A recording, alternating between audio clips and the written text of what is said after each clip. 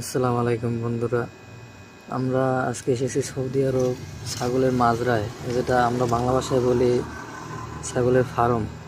এগুলো সৌদিরা মরুভূমির ভিতরে ছাগলগুলো পালার জন্য একজন লোক রাখে। তাই আমি এসেছি আজকে ঘোরার জন্য। সৌদি আমাকে নিয়ে আসছে দেখানোর জন্য। এই দেখুন কতগুলো ছাগল কি সুন্দরভাবে ওরা পালন করছে। আমার ভাই মেহেদি সে সে আবার ভিডিও করতেছে। এক এক জায়গায় এক এক ধরনের তারা খেয়ে, এক জায়গায় আপনার আমরা যেটা বলি পাডা বা বড়ি। হ্যাঁ, ঠিক আছে, এগুলো হলো বরকি ছাগল।